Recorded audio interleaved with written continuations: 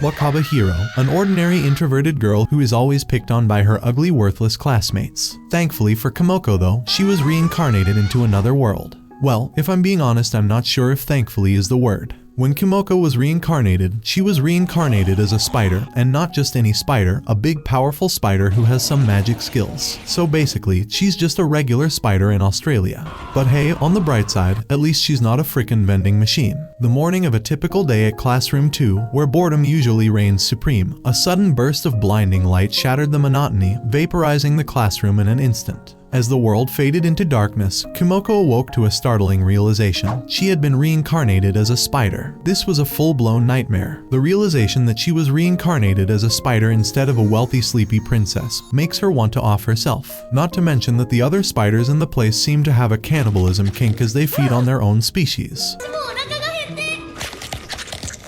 But she considers herself a little lucky, considering P. Diddy can't get to her there. Kumoko's hopes for a peaceful spider life were crushed when she witnessed her so-called mother spider going full Hannibal Lecter on her own offspring. Talk about a dysfunctional family dynamic. With survival instincts kicking into high gear, Kumoko made a daring escape from the spider nursery, determined to carve out her own corner in this arachnid apocalypse. When she reaches a relatively safe place, she sits down to think about how she died in the first place. She thinks of all the cliché Isekai game plots that could align with her story but can't come to a conclusion. Suddenly, she hears a voice telling her that she has 100 points to spend. Without thinking for a second, she uses those points on appraisal skill since it is an essential skill in all the Isekai light novels she has read. However, appraisal sand doesn't seem to be of much help because it's still on level 1 like your life. Kumoko was a gamer in her previous life, so she knows that more stuff will be unlocked as she levels up. On using appraisal on herself, she finds out that she's a worthless unnamed spider, which is not really a surprise considering her luck. She decides to move on and explore the dungeon further, but it screams danger. She spots some human footsteps, which gives her some kind of hope. But her hopes are crushed when she sees a slaughtered spider that looked like my ex at the end of those footsteps. Retreating quietly, she accidentally discovers that she can make webbing like normal spiders. She transports to Cloud 9 on this discovery and makes a house for herself so she can continue living her shut-in life like the lone loser she was in her past life. She did nothing except play games like a failure like yourself. I hope to God you're adopted. Huh?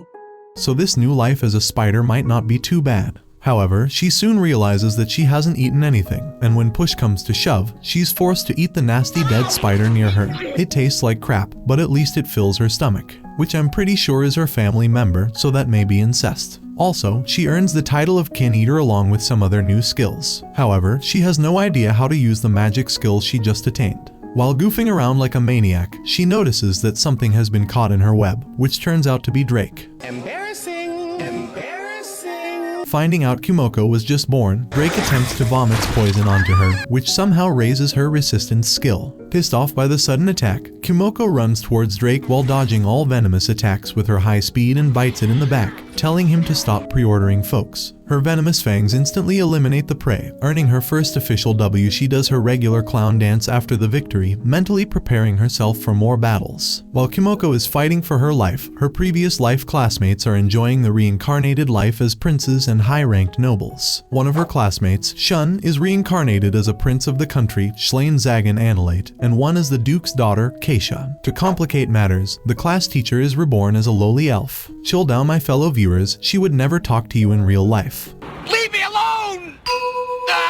However, one of them, named Faye, suffered the same fate as our Kumoko and was reincarnated as a little dragon. They're all at the welcome party commencing their new academic year. Shun's sister in this world, Sue, is a creepy, obsessive girl with a brother complex who can't see her brother interacting with other girls. The sensei, who is now a student, even suspects that there's something sus going on between the siblings. She then introduces her students to two nobles who were their classmates in their previous lives. The boy, Natsum, is now the crown prince of the Rinksand Empire, and Haspe is a VIP from the kingdom of Elias. It is revealed that Keisha used to be a boy named Ushima in her past life. life. Natsume makes fun of her and Faye for being reborn as a different gender and species. The students wonder if there are more people who are reincarnated as monsters. Oka-chan, the teacher, has taken 11 students under her care, but Faye is the only one who has become a monster. The group then heads towards the dinner table to eat those mouth-watering dishes served on it. Meanwhile, our poor Kumoko has to eat disgusting frogs to get by. In her previous life, the spider was named Wakaba, and she used to get bullied by a girl daily. Now, that bully is the one inside Faye's body. Shun and Faye are sitting in the class when the cocky wretch Natsume, who is now called Hugo, approaches them. He refers to Shun as Little Prince, and Shun responds that Hugo is a more proper prince than himself, who's just fourth in line of the crown. Hugo laughs and brags about him being the perfect fit for a crown prince. He believes he is one of the chosen ones. Speaking of chosen ones, he asks Shun about his older brother, who is famous as the hero. Shun lights up instantly on hearing about his brother and boasts about his strength and bravery. It is one of his dreams to become the strongest like his brother. Hugo doesn't like seeing Shun being passionate about his dream, so he leaves the place after bidding a bitter goodbye. The talk about chosen ones makes Faye depressed because, unlike others, she is not even a human. She believes this is her punishment for bullying Wakaba in the old days. Oka-chan enters the class, and Faye asks her if she has found Wakaba yet. Sensei replies that she doesn't know her whereabouts but comforts Faye, saying that she must be alright, not knowing that the girl is fighting ugly frogs as we speak. After defeating the frog, she levels up to level 2 of small lesser pterodactyl species and sheds her current skin for a new one. She gets back to her home sweet home to rest after leveling up. But soon enough, something else gets caught in her web, and it's none other than a human. The human lights the web on fire and escapes, leaving a huge egg behind. Seeing that her house isn't as safe as she thought, she enters full Bob the Builder mode and builds a new house with a useless faucet and a TV. She makes a comfortable bed too, but her fat stomach starts growling as soon as she lies down. She makes her way to the egg which an American was trying to steal, probably thinking it was oil inside the egg, excited to see the delicacy waiting inside.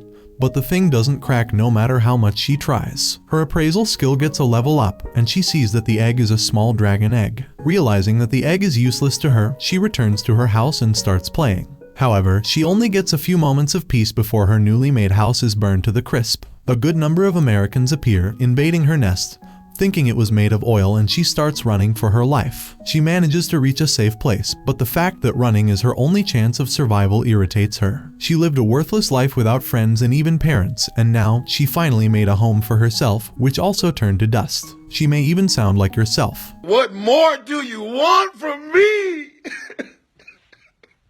Thinking about her pathetic and worthless life gives her a boost to fight back. But after a few days of grinding to level up, she realizes that she is indeed weak and worthless.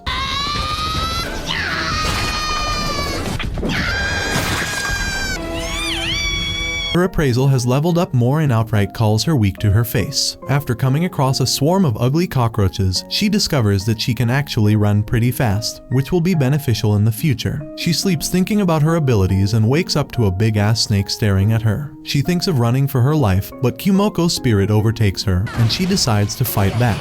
She uses her web to slow the beast down and takes a few hits in the way. However, she manages to latch onto its neck with her venomous teeth, ultimately earning her the win. Her stats shoot up after defeating the strong monster, and she gets a choice between evolving into a small or lesser pterodactyl. After using her peanut-sized brain to think of a better option, she decides to go with a small pterodactyl. Shun shows Faye drawings of evolved dragons and advises her to aim for a cool and tough-looking one if she's going to evolve. Faye doesn't really want to look cool and bold, but since she has been assigned this awful fate, she might as well become strong. Shun then mentions hearing about an earth dragon appearing in the neighborhood and causing havoc recently, which saddens Faye because she doesn't want her species to hurt people. Kumoko wakes up after evolution but doesn't look any different from before. Her species name changes to small pterodactyl, and her stamina goes back to 0. To restore stamina, she ends up eating the nasty flesh of the dead snake. She licks the snake down to the bone and lays down like a fat pig, but all that doesn't even fill 80% of her stomach. She used to be a petite little girl with a small appetite, but now even a fat snake can't satisfy her. The evolution gives her abilities of thread control and detection. Kumoko happily accepts the skills in hopes of becoming the new age Spider-Man. The detection skill gives her a severe headache, so she turns it off to hunt for prey with her thread control. Hunting boosts her appraisal to level 6, now she can read her stats fully. She gets complacent with her abilities and starts walking around like she's the boss of the dungeon till some humans appear, and she's forced to run for her life as always.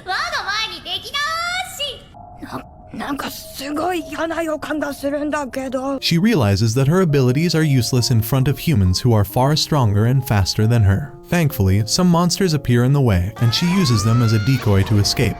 But she ends up falling off a cliff. Although, what Kumoko doesn't know is if she went head-to-head against the Americans, she would win. Back in the academy, the class gets ready for some combat training. Hugo has developed a one-sided beef with Shun and thinks of the combat class as a way to show off. Meanwhile, all Sue cares about is how casually Keisha puts her arm around her brother's shoulders, triggering her brother complex instincts. Hugo shows off his ugly sword on the practice ground, thinking everyone will be impressed by it, but no one spares him a glance. Shun finally comes out of the emotionless, oblivious character trope and gets pissed at the other guy's antics. Keisha stops him from reacting as everyone is watching. The practice begins, and all students take a wand intended to release water magic to hit the assigned target. Most of the students are absolute garbage at using water magic. Shun is one of the few ones to actually hit the target. Faye gets frustrated seeing them because she wants to use her earth magic too but isn't getting any opportunity. Sue, however, despite having the opportunity to practice magic, would rather ogle creepily at her brother practicing instead of doing something. Meanwhile, poor Haste keeps shooting attacks mindlessly in hopes that one will land.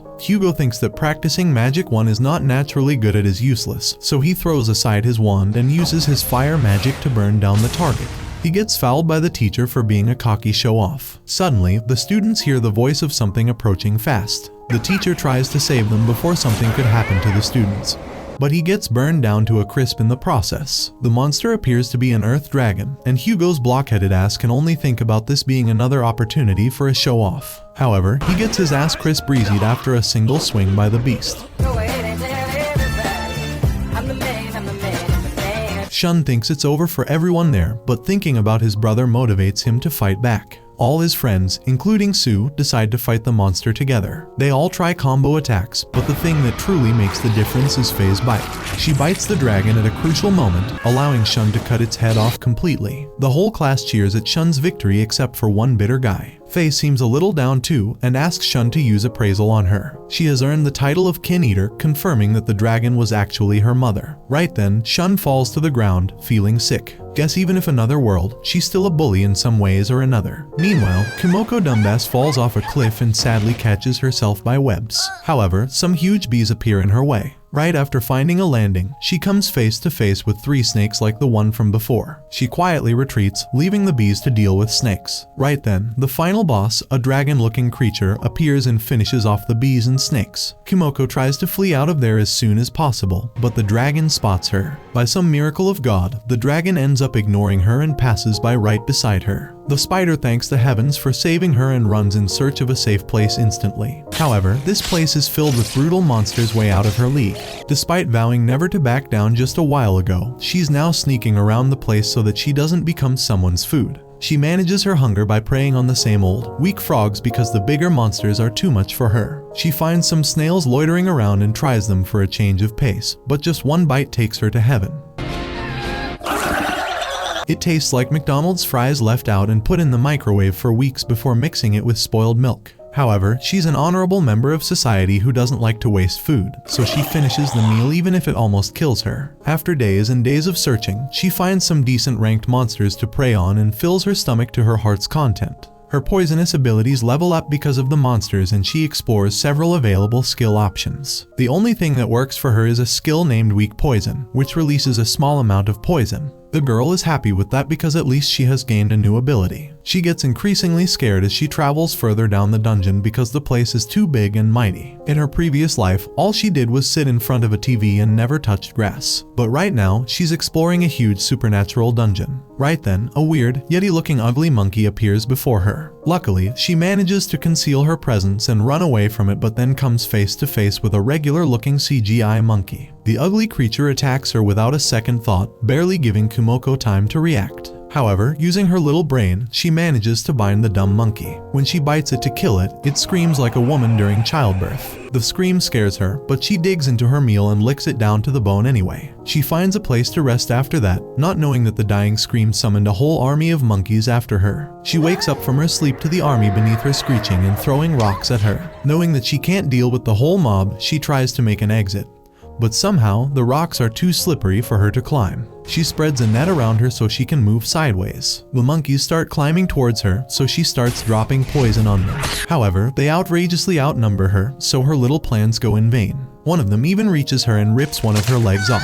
Thankfully, she levels up right when her turf is invaded, restoring her strength. This time, she drops the whole wall of monkeys on the ones below, taking some of them out. However, 3 edgy-looking yetis who are evolved versions of the regular monkeys have appeared now. She fights them simultaneously, leveling up as she defeats them. One of them catches her off guard and bites off half of her body. Being half dead, she still manages to poison the remaining one and levels up just in the nick of time, which saves her life. She starts crying tears of happiness as she stands over the horde of ugly dead monkeys that wanted to try her. To think that she would come so far in such a short time. She gets the option of evolving because she has reached level 10.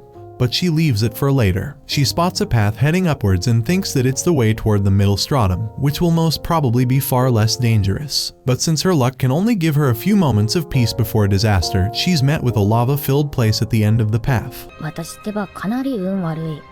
神様に嫌われているとしか思えないくらい。 Kumoko's web catches fire as soon as she lands on the ground of the middle stratum. It's bustling with scary monsters who are fire resistant. She almost gets a fire lit under her ass, literally. A monster spots her and starts attacking her with fire breath. Her threat is useless in this place, so she has no chance but to get the hell out of there. Now, she's back to being a ninja in the lower stratum. She finally checks the evolution option and decides to evolve into a small poison pterodactyl. Her stats go crazy after the evolution, and she gets the choice to attain a new skill. There are a bunch of skills, but a skill named Pride catches her eye, and she decides to go for it. The description says that it can boost her overall experience and proficiency. Although pride is a deadly sin, she can't help but be intrigued by the skill. When she attains the skill, her taboo skill goes to level 4, which is something that shouldn't be leveled up. However, Kumoko doesn't care about that and only focuses on the other cool-sounding abilities that come with pride. She starts lifting weightless weights right away in hopes of getting stronger so she can get to the middle or upper stratum. Back on Shun's side, Faye has evolved into the size half of a human. Shun is impressed with her stats and feels like she can become the strongest when she reaches the highest level of evolution because she has human intelligence along with a beast's brute strength. She has already surpassed Shun and his older brother in stats. The duo goes to class, and everyone fangirls over the new hero, aside from Hugo, who shoots daggers at him with eyes. Sue gets uncomfortably close to her brother while professing her fascination with his heroism. Then, Haspe appears and starts blabbering about bowing to God. She asks Shun to tell her if he ever finds someone with a taboo skill, as anyone who does something taboo deserves to be eliminated. Faye starts sweating buckets on hearing that because she's a kin eater and has that skill. She believes that Haspe has some screws loose in the head, which is why she is acting paranoid. The teacher arrives and begins the class about magic. Meanwhile, our protagonist is daydreaming about being a magical girl because she doesn't know how to use magic in actual life. She thinks of ways to utilize her skills to learn magic but can't come up with a single way. All that thinking tires her 2 brain cells, so she goes on a hunt, only to be greeted by the strongest earth dragon she has ever encountered. She bolts out of there like lightning and ends up at the lava place again. The same seahorse from before appears and starts shooting fire attacks at her. She dodges the attacks easily with her insane speed, and the monster loses all his magic after a while. He gets out of magma to deal with Kumoko personally, but she pounds on him first and kills him with her venomous fangs. She doesn't get to eat his nasty meat, though, because 2 giant catfishes that can swallow anything with their big mouths corner her. She thinks she's dead meat, but an idea lights up in her mind and she throws her extra toxic venom in one catfish's mouth, which eliminates it instantly. The other catfish chickens out and leave. The spider feasts on the meal in front of her, which tastes better than any monster she has ever tasted. She makes it her mission to hunt for more catfish, no matter how strong they are, just for their exquisite taste. Meanwhile, Shun's older brother, Julius, arrives at the entrance of the middle stratum of the labyrinth. The monsters in the upper stratum are no problem for Julius' party. After clearing the way, they move on to the middle stratum because their target, a big spider, resides there. Meanwhile, our nameless MC is looking for more catfishes to feast on in the middle stratum.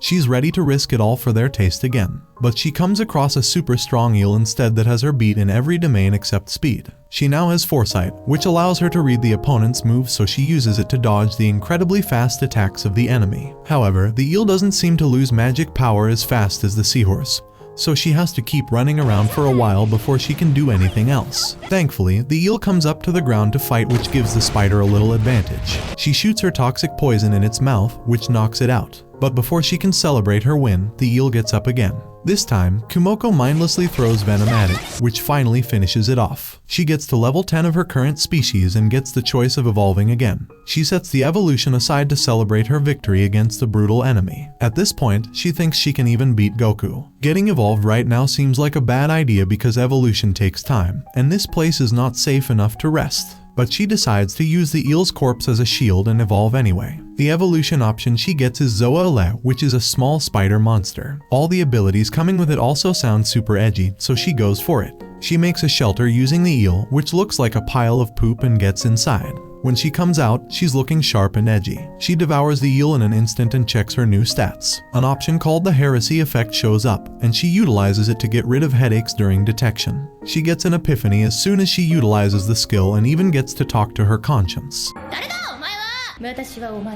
This time, the boost in her abilities is greater than ever and she feels on top of the world. On Julius' side, his party sits down for some quick rest, and one man comments on Julius' expertise in using magic along with his incredible sword skills. The saint of the party, Yana, gets a little jealous because it's her job to provide magical support for the group. Their conversation gets interrupted by 3 ugly giant pterodactyls and the group gets ready to fight immediately. Their target, the Nightmare's Vestige, which is a sexy-looking spider, also makes an appearance. Julius bodies the big fat spiders almost immediately, but the white spider is proven to be the problem for everyone. It moves like a flash, dodging every attack coming its way. Julius uses a move called Light Field, which spreads high-intensity light all around the area. That light engulfs the spider and finally manages to injure it. After the attack, the spider stops moving and seems to be cowering in fear of something. Julius takes the chance and finishes it off with a concentrated attack. But he can't stop wondering what the spider was fearing. Somewhere in the world, the Demon Lord, standing on a balcony of her castle, talks about dealing with someone who got a little too ahead of themselves. Back in the academy, Shun brags about Julius' achievements to girls and the girls fawn over the capable siblings. Bitter and miserable Hugo's fragile masculine ego takes another hit,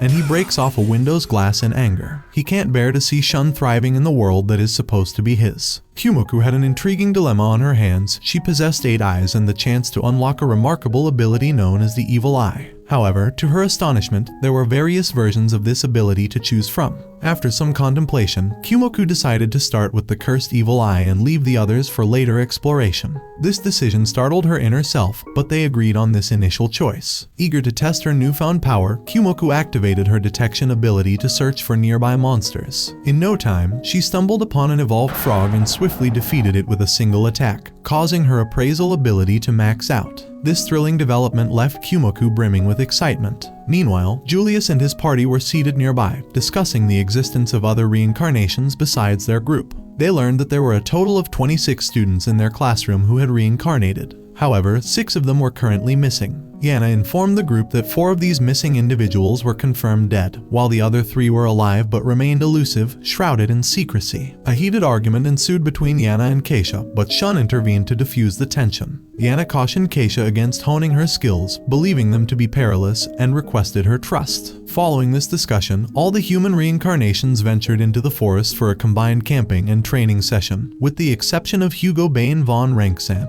who had other priorities. During the off-campus trip, the vindictive prince ordered his subordinates to bring powerful monsters in a bid to sow chaos and possibly eliminate the beloved slain Zagan Annihilate. Just as the attack began, Oka-sensei intervened and put Hugo in his place. To make matters worse for Hugo, Oka-sensei managed to confiscate his skills and statuses. Back to Kumoko, who had maxed out her vision enhancement skill. This led to the unexpected acquisition of a new skill called telescopic vision. Initially, Kumoko was hesitant about the skill, but after using it, she grew enamored with its capabilities. Furthermore, her skill Zoa Ele leveled up to level 3, and her other skills began to show signs of improvement. However, when Kumoko's detection skill reached its maximum level, she did not gain any new skills, which struck her as peculiar. Her puzzlement deepened when she mysteriously acquired a new skill, courtesy of someone named Admin D. This fabricated ability, known as Wisdom, not only boosted her statistics but also opened up exciting new possibilities. It seemed that Kumoko had acquired an enigmatic admirer, which left her deeply unsettled, as it hinted at someone manipulating events within the game. The scene then shifted back to Hugo, who nursed his resentment towards Yana for what she had done to him. Suddenly, a female figure approached Hugo and inquired if he needed assistance, revealing that she too was a reincarnation, just like him. Yuri and Shida engaged in a conversation with Shun concerning Hugo, who had been conspicuously absent from class since the recent incident. Faye expressed the belief that Hugo's punishment was still inadequate considering his past actions. In a flashback, the memories of the students before their reincarnation were revealed. They were seen enjoying a spirited game of football with their teacher, Miss Oka, overseeing their playtime. After the match, Shun ventured to fetch some drinks. During his return, he encountered Wakaba Hiiro, who was being subjected to harassment by her classmates simply for reading a book during playtime. Upon Shun's arrival, the tormentors swiftly dispersed. Shun kindly returned Wakaba's book and rejoined his friends with the drinks. Returning to the present, Shun found himself pondering how his fellow students were faring since their reincarnation. 11 of them resided in an elvish village, 6 attended the same school as Shun, 4 had tragically lost their lives, and the whereabouts of the remaining 2 students remained a closely guarded secret known only to Oka-chan. Oka-chan joined the group, prompting Shida to inquire about the 2 concealed students. Shun, curious about Kayouya's well-being, asked if he was among the living. Oka-chan confirmed that Kayouya was doing well but couldn't provide further details, offering her apologies for the limited information. The scene transitioned to Kumoko, who was gleefully dancing and reveling in her newfound powers. She showed little concern for her classmates and resolved to pursue her own agenda. Kumoko's recent skill, wisdom, bestowed her with astonishing enhancements in various attributes, including advanced magical abilities. The prospect of using magic excited her, though she recognized that mastery would require time and practice. Amidst the internal bickering between her 2 consciousnesses, one controlling her body and the other responsible for information, a new entity emerged, taking charge of her magical abilities. Inside the Great Elro Labyrinth's middle layer, Kumoko encountered a diverse array of flame-wielding creatures, many of which were formidable adversaries. To her surprise, she stumbled upon a group of vanquished monsters, with a single injured survivor, an imposing fire dragon. Considering the level and attributes, Kumoko appeared outmatched.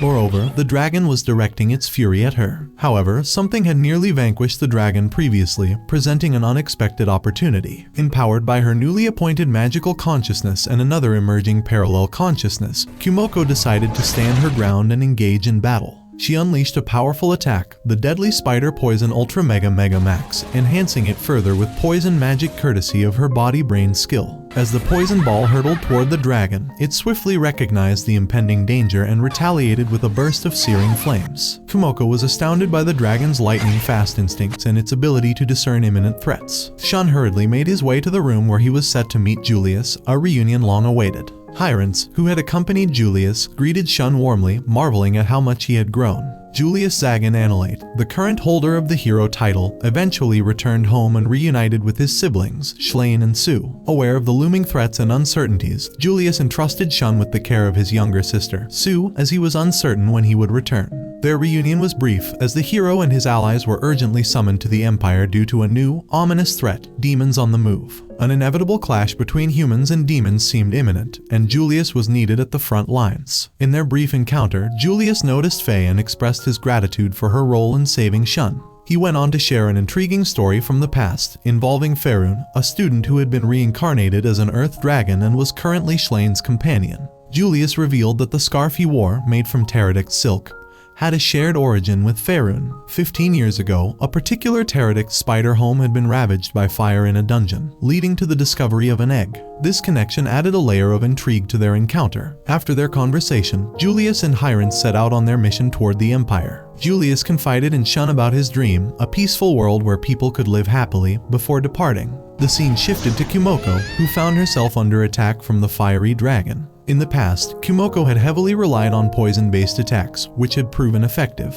However, with her newfound levels and abilities, she had diversified her combat tactics. Heresy magic, particularly Phantasm, proved to be a valuable asset, alongside corrosive attacks using her sickle-like hands. Her abyss magic, aptly named Hellgate, displayed immense power. All these tactics were made possible by Kumoko's multiple wills, with 2 now dedicated to handling her magical abilities. Kumoko received an unexpected visit from a mysterious individual who materialized seemingly out of thin air, utilizing teleportation magic. This enigmatic figure spoke a different language as a native of this world. Alongside this newcomer, Admin D, the entity responsible for bestowing the wisdom skill upon Kumoko, made contact in an unexpected manner. Kumoko inquired about Admin D's intentions, leading to the revelation that she was the most malevolent deity in the world, deriving amusement from watching people endure suffering. Kumoko pressed further, questioning whether Admin D had created this world solely for her entertainment, to which she cryptically responded that she was also an outsider, withholding details to avoid dulling the experience. Meanwhile, in the Empire, a council of demons convened to plan their impending war against the humans. Each unit provided its report to the Demon Lord. Tensions flared as two leaders engaged in a heated argument that escalated to physical confrontation. The Demon Lord intervened swiftly, employing spider webs to restrain the quarreling demons, prompting apologies. あんまりくだらないことばっかりやってると禁煙魔法使っちゃうよ。 After receiving reports from all the units, the Demon Lord instructed them to prepare for the upcoming war. Subsequently, a mysterious figure approached and conversed with the Demon Lord. The scene shifted to Hyrants, who expressed concern to Julius about the strange behavior exhibited by the demons, suggesting that something significant was on the horizon. Finally, back in the classroom, Shun received a startling revelation.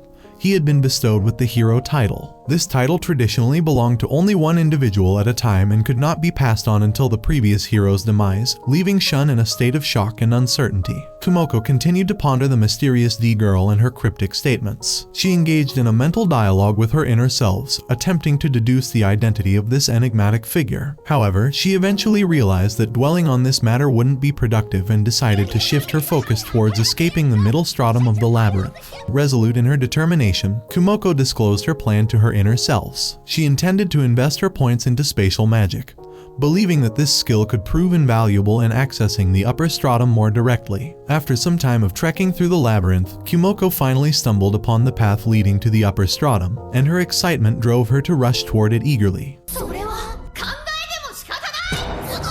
Who was overwhelmed with grief upon learning that Shun had been bestowed with the hero's title, a development that implied Julius's demise. Shun himself was in tears, and Lester approached him, offering comfort through a heartfelt embrace. They discussed the crucial steps that needed to be taken in light of the looming threat posed by demon armies. As they delved deeper into the situation, they received news that the Queen Pterodict was responsible for decimating the human forces stationed at Fort Cusorian. Ronnet, renowned as the greatest human mage, valiantly defended his fortress against the advancing demon army. He vividly recalled a fateful encounter with a formidable Pterodict 15 years prior, a memory that resurfaced in light of recent events. A scouting party was dispatched to the Great Elro Labyrinth to investigate an unusual occurrence. Monsters were fleeing from the area. During their exploration, they came across a Pterodict's intricate webbed home and decided to incinerate the sticky threads. This action provoked the ire of a Zoa Ele, a Pterodict of staggering power and an astonishing array of skills, including the coveted wisdom skill. The humans found themselves hopelessly outmatched by this monstrous arachnid.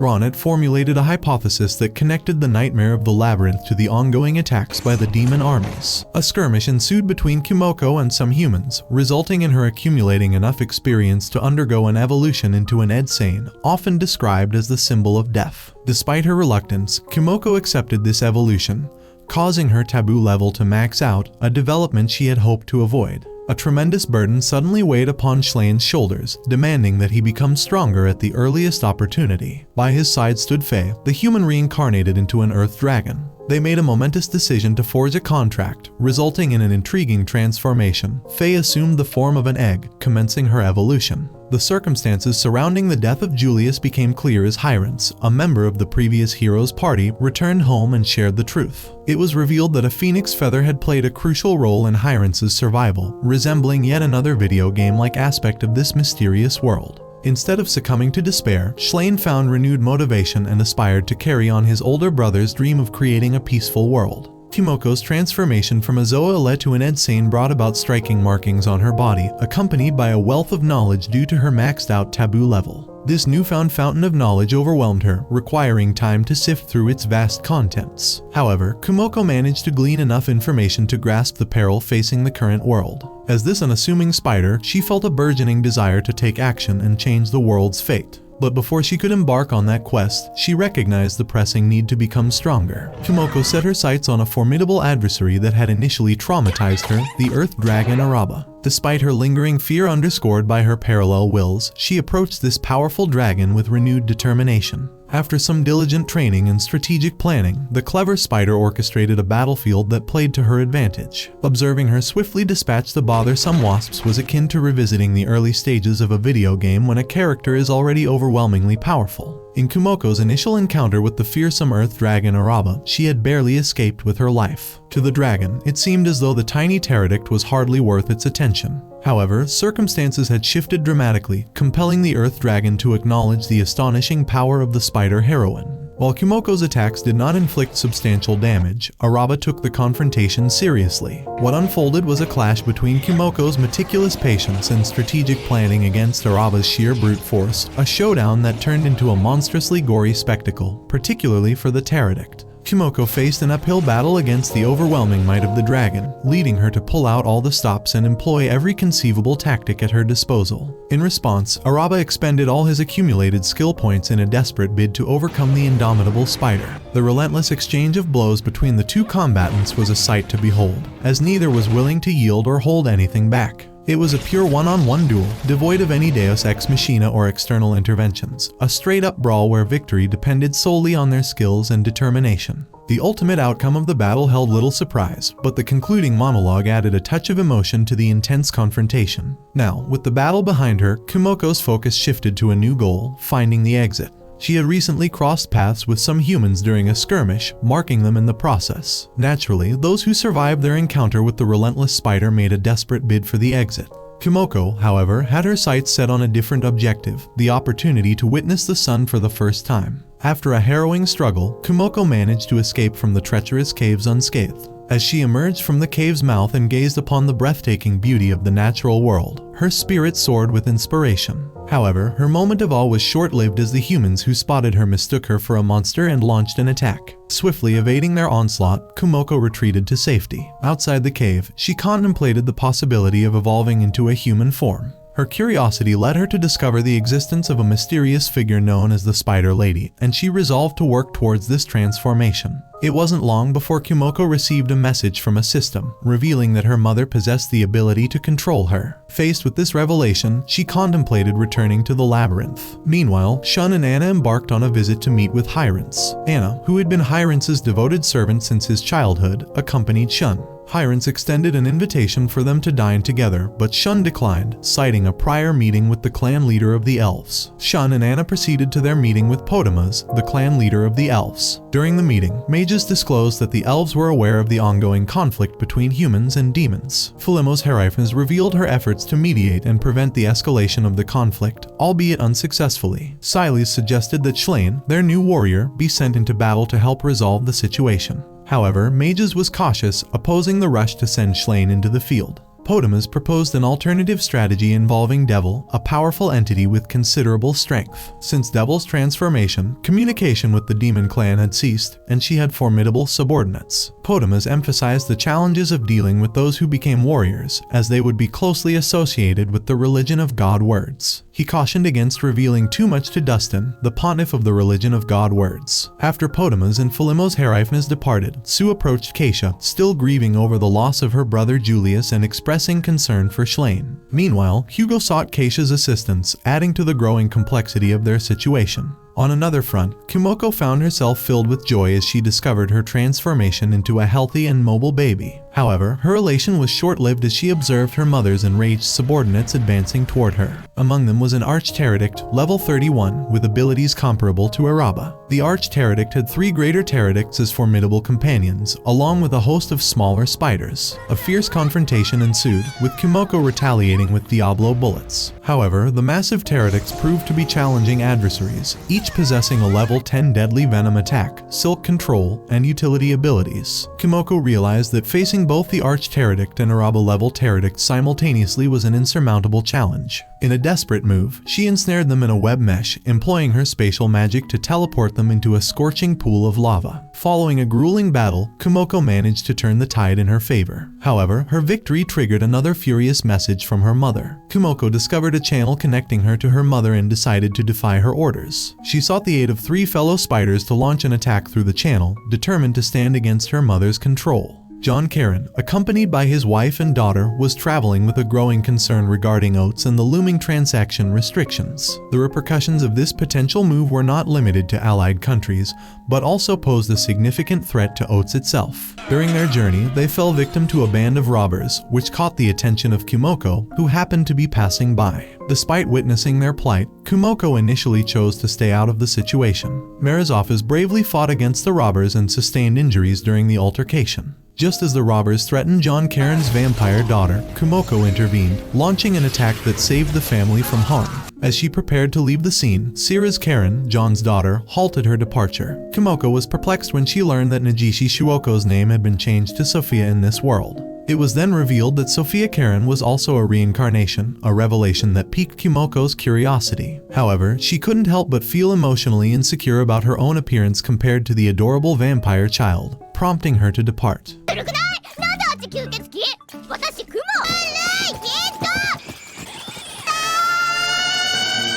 On her journey, Kumoko encountered a group of elves who were plotting to capture the vampire child alive and eliminate the rest of the travelers. She covertly eavesdropped on their conversation and sensed that the child was in grave danger. Meanwhile, Schlane paid a visit to mages to discuss matters with Sue. However, their meeting took an unexpected turn when Hugo and his army appeared, ordering Schlane's capture. Shockingly, Schlane discovered that his own brother, Siles, was siding with Hugo in this confrontation. Both Hugo and Siles had their own motives, with Hugo seeking revenge on Siles and Oka, while Siles revealed their father's desire for Schlane to become the next king, which had prompted their collaboration. Sue, too, had been influenced by dark intentions, contemplating the murder of Schlane for the sake of her love. Acha recognized that Sue had been brainwashed and Schlane, consumed by anger, demanded her restoration to her normal state. Sophia entered the scene, and Hugo ordered her to kill Schlane. However, the unexpected arrival of Philimos Heraifnes and Shun and his friends altered the dynamics of the confrontation. Concerned for Shun's safety, they swiftly removed him from the battleground.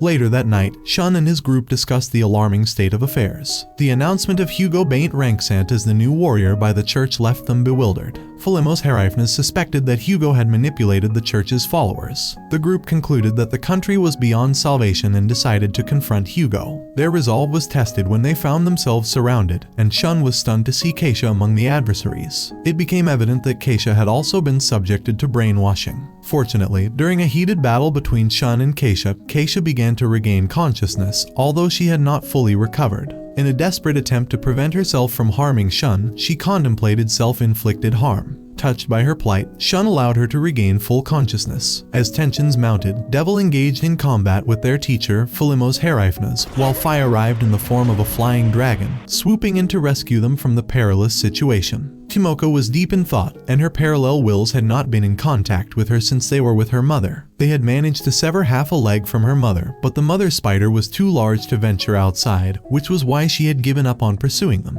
Kumoko speculated that her mother had many subordinates and arch-pterodactyls, and if multiple arch-pterodactyls attacked her body simultaneously, it would be a dire situation. In such a scenario, she planned to escape using her teleportation ability, as victory would be unlikely. Kumoko revealed that her mother had been linked to them since their birth, but monitoring just one family member among her many spiders was challenging.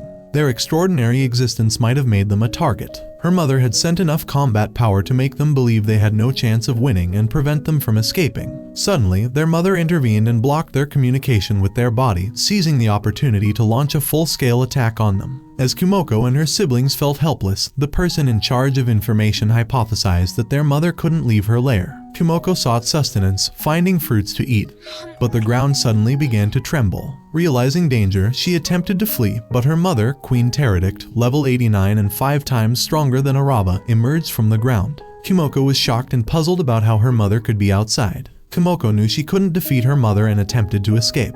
However, using her wizard skill for defense proved harmful, and she couldn't evade her mother's attack. Just as she was about to be caught, she narrowly escaped, realizing that her mother's speed was astonishingly fast. She decided to seek refuge in her old nest to recover. Suddenly, 2 arch-pterodactyls and many small spiders appeared. Kumoko was horrified to see them, realizing her mother had sent them to kill her. She credited her endurance skill for her survival, as it allowed her MP value to recover automatically. However, she knew she might die if she was severely injured and couldn't recover in time. She made her way to the middle stratum, where she encountered the puppet pterodact, followed by the arch-pterodactyls. Kumoko had lost some of her legs, hindering her mobility, and they prevented her from teleporting. Her only escape route to the middle stratum was blocked by the puppet pterodactyl. In a desperate situation, she used her wizard skills to fire Diablo bullets, defeating many small pterodactyls. She fell into the puppet pterodactyl's trap, and her body was about to be crushed. In her dire situation, she could only use her destructive evil eyes and attacked the puppet pterodactyl, causing it to lose half its face. Kumoko was surprised that it could still move. Fortunately, she managed to recover and defeated the puppet pterodactyl. Kumoko decided to gather information about her mother but was still unable to contact her parallel wills. She made the resolution to evolve, determined to face the challenges ahead. Kumoko had achieved the incredible skill of immortality through evolution, a skill that people throughout history had sought as the ultimate cheat in their pursuits. A message from D, a mysterious device, enlightened Kumoko about the circumstances of her reincarnation into this world. She learned that she had died in Japan on Earth, and her death was connected to the actions of the previous hero and demon lord, who were masters of dimensional magic. They had created a spell to escape their world's boundaries, but without the system's support, they lost control of the complex transcription. This caused an explosion that reached Japan, hitting Kumoko's classroom. In the classroom, where 25 individuals were caught in the explosion, D collected their souls and granted them skills to survive in the new world. D also provided each of them with a unique skill based on compatibility, ensuring that they became a race suited to their soul's frequency. Kumoko, too, desired to become human. Her growth was rapid compared to the others, who remained in their infantile forms. D revealed that the hero and demon lord had attempted to kill Kumoko because her presence had influenced the classroom, making their magic affect it. There appeared to be a faction that considered the administration their enemy. Meanwhile, Hyrants, Crenatiusari Anibald, Anna, and Schlain Julius's brother sought the help of Goyet Dono, a labyrinth guide who had assisted Julius in the past. They wanted to enter the Great Elro Labyrinth but found that the entrance was already guarded by Imperial soldiers. Despite not having committed any crimes, they were fugitives from the Empire. Goyet apologized for not being able to help, as doing so would endanger his family by attracting the Empire's attention. However, Basketh offered to assist and guide them. Fi arrived in her human form, surprising Shun, as this transformation was the result of her latest skill. It reminded Shun of their previous lives, deaths, and reincarnations. They decided to reach the Great Elro Labyrinth by entering from an entrance at the sea bottom. Basketh warned them about the sea, which was the territory of a water dragon that attacked anything flying or floating. As they began their dive, the sea dragon confronted them, and Shun and Fi prepared to face this formidable foe together. Their ultimate goal was to reach the Great Elro Labyrinth. Ariel was preparing to launch an attack on the elf village with her hordes of spider monsters, fully aware of the high cost it would impose on the elves residing there. For her, this assault was just another routine endeavor. Meanwhile, Shun and his group were navigating the treacherous Great Elro Labyrinth. After 5 hours of battling their way through its depths, Baskath suggested they take a break to avoid succumbing to labyrinth sickness, a form of fatigue common among adventurers who push too hard in the dark labyrinth depths. While they attempted to rest, Shun found himself unable to sleep, and his restlessness disturbed the others. Baskath then shared a chilling story about the Nightmare of the Labyrinth, a legendary class monster that had suddenly appeared over 10 years ago. This creature was as dangerous as the most powerful Queen Terracits, and was believed to be the result of certain monsters not dying when they should have.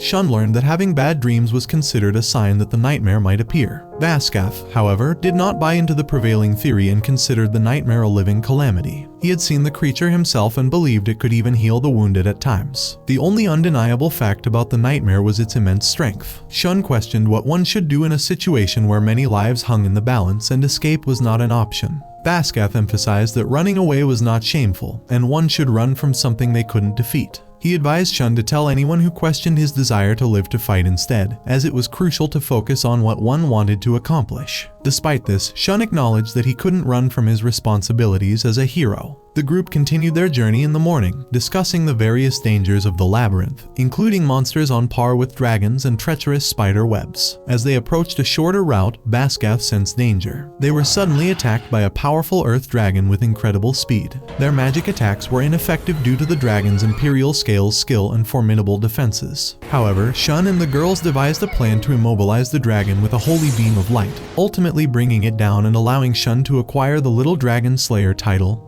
and new skills. As they recovered, they sensed the presence of others and realized they were fellow reincarnations, albeit weaker ones. They heard a foreboding voice proclaiming that everyone would die but to try and survive. Later, as Shun slept, he experienced another strange dream, something that had become increasingly common since entering the labyrinth. They encountered a large hole, created by the Queen Terracets, and ventured through it to reach the continent of Kasanagara. Their journey led them to the evil village, where Shun's immortality skill and HP auto recovery proved invaluable, even allowing for the regrowth of his body. Kumoko dedicated herself to regenerating her lost head, working diligently until her level was back to its original state. She felt an immense happiness, as if she had floated far away from her previous despair. Seeking sustenance in Clairvoyance Town, she reminded herself that she was, after all, a spider. While in town, she stumbled upon a vampire child who was being targeted by numerous individuals. Back with Baskath and his group, they returned safely and were surprised to have been rescued by a monster they believed to be a mythical beast sent by the goddess to protect them. What did he say? In the evening, Nagishi Shuoko, formerly known as Sophia, reminisced about her childhood memories in Japan and her sudden reincarnation into the daughter of a noble family in a foreign land. She cherished the love and care of her new family, which contrasted with her confusion and unease upon her arrival in this world. However, Sophia was content with her life, unaware of the political tensions brewing in the background. The conflicts between Oats, the Ranksand Empire, and the Holy Kingdom of Elias were fueled by religious disputes, particularly regarding the goddess religion and the religion of God words. Sophia remained oblivious to these matters. During a journey with her parents, their cart was attacked by a mysterious group. But Kumoko intervened to save them, albeit without revealing herself to them. Master Potmus monitored Kumoko's actions, recognizing the existence of reincarnations and hoping to keep this knowledge hidden from Ariel and other potential adversaries. He strategized around Karen County, but his worst-case scenario involved facing both Ariel and Dustin simultaneously. As the morning arrived, Kumoko prepared to confront the robbers who had attacked the vampire child. She observed them praying before turning on each other, ready to take action to protect the innocent. Kumoko, the spider monster, found herself in a dire situation, surrounded by complex thoughts. Her parallel wills had been out of contact since they were with her mother, and she had recently lost half of one of her legs. Her mother, a massive spider, was too large to venture outside, which was why she decided to give up on pursuing Kumoko's group. However, Kumoko and her parallel wills believed that her mother had other subordinates and had intentionally refrained from ordering them to attack Kumoko's body. Amidst a mythical beast event filled with cheerfulness and happiness, Shun and his friends ventured further into the labyrinth of mysteries. They were exploring a teleport formation that guarded the EIF village with a powerful barrier, ensuring that no one could enter without it. However, their journey took an unexpected turn as they were ambushed by a strange group within the teleport. Fortunately, Philimos Heraifnes intervened and revealed that they were all reincarnations, comrades of the true warrior, and allies of the Imperial Army. The unexpected appearance of Potmus surprised everyone, as they believed he was dead. Potmus claimed that there were many ways to meet death, but he had managed to evade it. He then welcomed Shun and his friends to the elf village with a grand banquet. With the Imperial Army numbering around 80,000, they were engaged in a battle against the Demon Clan with limited forces. This imbalance could lead to the Demon Clan taking advantage of their situation, especially after Hugo had been exposed as a fake warrior, which strengthened their alliance with the Empire. As Shun and his friends enjoyed their meal, they discussed their suspicions about Potmus, knowing that he might not be as trustworthy as he appeared. The following day, they drew closer to the elf village, which was enveloped in a protective barrier, shielding it from harm. They reached the area guarded by reincarnations, who were wary of humans entering their village. However, they were eventually allowed passage. Inside the elf village, Shun's group reunited with Kufo Sachai, a former student of Philimos Heraifnes. The joyous reunion was somewhat marred by Philimos Heraifnes' decision not to accompany them, leaving them curious and concerned about her intentions. Despite initial relief at being welcomed by the elves, Shun and his friends began to feel uneasy about their situation and the potential hidden agendas of the elves. As they explored the village, they learned about the troubled history of some of the reincarnations, including Natsum and Haspe, who had suffered greatly due to their parents' actions. They also discovered that the teacher, Philimos Heraifnes, had played a role in their confinement rather than true protection. Growing increasingly suspicious of the elves and their teacher, Shun questioned them about Sasajima Kaiouya, but received no information. With most of the reincarnations accounted for, Shun wondered about Kaiouya's whereabouts and activities. Meanwhile, in another part of the world, Sophia pondered the term mythical beast and her father's negotiations with foreign powers. She felt uneasy about her father's visitor, Potmus, and suspected that something was amiss. Potmus praised her beauty and revealed that a spider was a guardian sent by Ariel, the elf clan leader. Back in the labyrinth, Kumoko encountered a girl approaching her, which filled her with dread. In a surprising turn of events, she discovered her mother, Queen Teredict, at the bottom stratum of the Great Elro Labyrinth. Her mother's condition had weakened, with ability values reduced by 70%. Kumoko was relieved by her mother's condition, believing it to be a sign of weakness. However, as Kumoko descended to the bottom stratum and confronted her mother, she realized that her mother had trapped her. Queen Teredict began to attack Kumoko,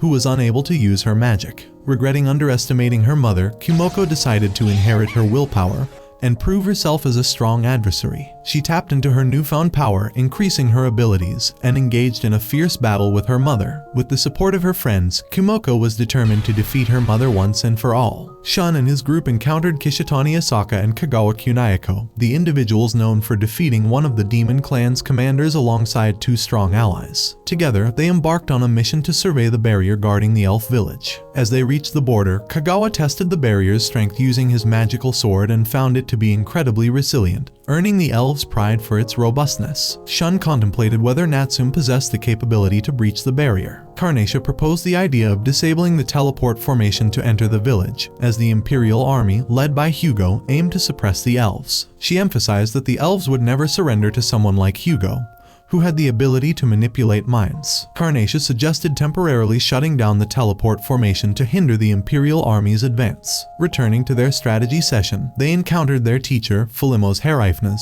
who divulged a crucial revelation. She disclosed that all of them were reincarnations with memories of another world and an array of skills since birth. These conditions granted Shun and herself extraordinary powers, skills, and knowledge they didn't possess in their original world. The world they hailed from, though not entirely peaceful, was relatively stable, devoid of demons and monsters. However, someone had intentionally brought them to this world. Philimos Heraifnes informed them about the existence of a being called the God Admin, a deity targeting reincarnations from other worlds, intending to seize their powers. The elves, guided by an ancient legend, protected the reincarnations to prevent them from being killed by the admins and having their powers taken. Some, like Kishitani Asaka, were skeptical of this explanation, but Philimos Heraifnes argued that Hugo had been manipulated and was not responsible for the recent turmoil. She cited Sophia Karen, formerly Nagishi Shuoko, as evidence of the admin's involvement. Troubled by the prospect of her students turning against each other, Philimos Heraifnes hoped to avoid such a tragic outcome. Shun and his group then began formulating a strategy, acknowledging that the massive protective barrier around the elf village was challenging to overcome. Their plan involved defending the teleport formation,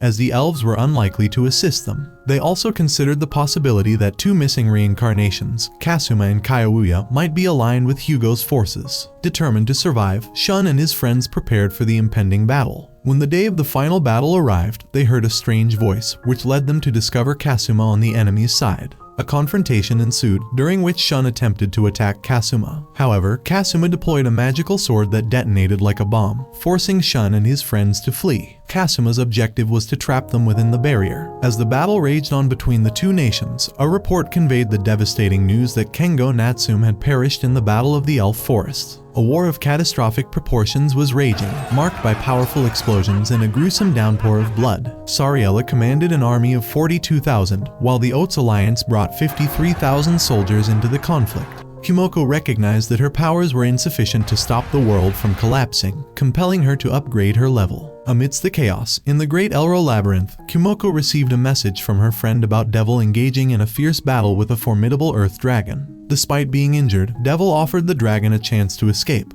but the dragon chose to stand his ground, determined to persevere. They clashed in a fierce confrontation, but ultimately Devil emerged victorious and decided to consume the earth dragon's body. As Devil began to feast on her fallen opponent, Guli arrived, intervening to prevent her from eating the dragon. Guli revealed more about her side and her connection to Admin D, who had invited her from her original world. It was now Kumoko's turn to level up her experience. Joining the war on Sariela's side, Kumoko participated actively and saw her level increase. However, a sudden teleportation brought Devil to the battlefield, leaving Kumoko in shock. Devil initiated an attack against Kumoko, creating a barrier that nullified teleportation and magic, rendering Kumoko helpless. Kumoko used her low-resistance light magic to retaliate. The speed of her rebirth and level upgrade was astonishing. Devil closed in on her with immense power, terrifying Kumoko. Lacking a strategy, Kumoko decided to flee. She had peeled away so much of her being that it caused her pain, but she managed to obtain her experience level, which allowed her to consider leveling up and recovering. わざと外した？いや、さすがにそれは嘘だろ。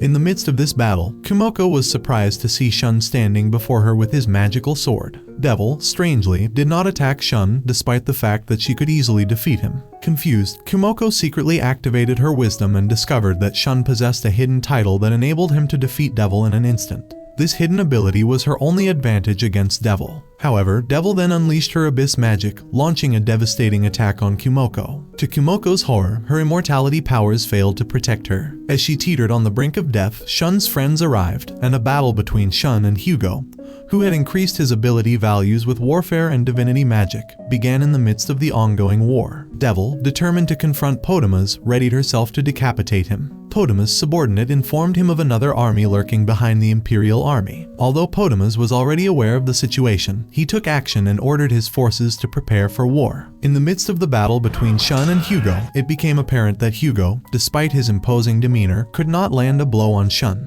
Their differences in character and approach were stark. Shun's defensive abilities, boosted by his recent acquisition of dragon power, made him nearly impervious to Hugo's attacks. As their battle raged on, Hugo was taken aback by Shun's formidable prowess and wondered how it was possible, considering he believed the world belonged to him. Shun reminded him that the world belonged to the people who inhabited it, not any single individual. Hugo, frustrated and desperate, ordered Sophia to kill Shun. However, Shun discovered Sophia's affiliation with the Demon Legion, which had orchestrated the attack on the elf village. The Demon Legion had used the Imperial army as bait to confuse their enemies, with the ultimate goal of invading the elf village. Sophia had manipulated Hugo for this purpose, and Shun resolved to defeat her. The battle between Shun and Sophia commenced. Sophia possessed the same dragon power as Shun, along with a more potent magic nullification skill. Shun's friends decided to join the fray to aid him. Lasaka and Shum set out to take down Marizofas, while the others faced off against Sophia. Sophia displayed immense strength, effortlessly splitting the teacher's arrow in two with a mere touch of her finger. Sophia informed them that her primary objective was not to kill reincarnations,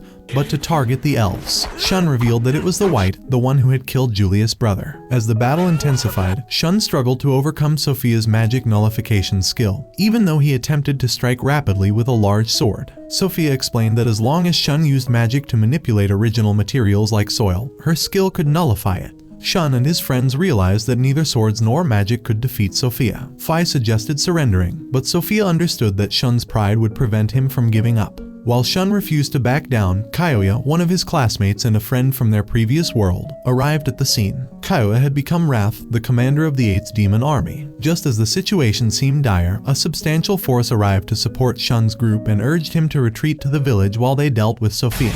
They called upon the Lord Warrior and deployed Gloria units to confront her. Kumoko, who was facing a formidable foe in the battle against Devil, utilized her unique abilities to create inferior copies of herself and transfer her parallel wills to them. This tactical move allowed her to save herself from Devil's abyss magic. Additionally, Kumoko's ability to reincarnate from an egg she had laid earlier rendered the tension in the opening of the battle insignificant. In another part of the conflict, when the Gloria units attacked Sophia, Kyoya used his magic shield to protect their group. Despite their efforts, Shun's attacks were fruitless, and he was ultimately struck down by Kyoya, falling into Anna's arms. Anna's death greatly affected Shun, and he appeared to undergo a transformation in his mindset. Kumoko continued her transformation process, evolving from a spider monster into a cute monster girl who resembled her appearance in her previous life. As she contemplated the well-being of the vampire child, she expressed hope that the child would be safe. Amidst the chaos of the war, the village was engulfed in flames, as most of its inhabitants had been sent to the battlefield. A young elf was found in the room with the vampire child. The situation in the village was dire, prompting Master to consider the need for evacuation. However, there were few options for escape, and he entrusted his daughter, little Sophia, to Marizofas, viewing him as the most reliable person in this dire moment. With a heavy heart, he apologized to his daughter for his perceived inadequacy and expressed his desire to witness her growth. He promised to protect her with his life. As Marizofas attempted to flee with the child, they were ambushed and attacked. In a desperate bid to save Sophia, Marizofas fought back against their assailants despite being riddled with arrows. During this struggle, Marizofas obtained the level 1 family domination skill. He continued to fight against their attackers, refusing to abandon Sophia. Potmus arrived on the scene and confronted Marizofas, ordering his men to kill the young vampire girl and falsely report her death in the war, deeming her a potential threat to the world. Merizofes, however, stood firm in his promise to protect Sophia, even at the cost of his own life. Potmus began to employ teleportation magic against Merizofes when Wakaba, the monster girl, arrived unexpectedly. She unleashed her evil eye abilities, surprising both Merizofes and Potmus. After Wakaba healed Merizofes with her powers, Potmus found himself facing a formidable opponent he had not anticipated. Wakaba activated an anti-magic barrier to nullify Potmus' magic, skills, and ability values, rendering him vulnerable. She realized that she could still utilize her internal skills, allowing her to counterattack. As the battle raged on, Wakaba successfully struck back at Potmus. Potmus used his Terminator skills against her, trapping her. However, Wakaba's resilience became evident when she survived a decapitation attack due to her multiple heads. Potmus realized the danger she posed and decided to eliminate her, fearing the potential threat she might pose in the future. Wakaba activated her evil eyes, targeting Potmus, but before she could unleash their full power, an explosion occurred, and Ariel, the devil, arrived on the scene. Wakaba and Potmus were both surprised by her presence. Ariel, not having nothing else in mind besides talking to Wakaba, easily destroys Potmus with one blow. Realizing the futility of the outcome, Wakaba knew if she fought her again, she would be screwed. Thankfully though, Ariel suggested they cease fighting and be on friendly terms. Considering her abyss magic didn't finish her off, she kinda ran out of moves that would kill her.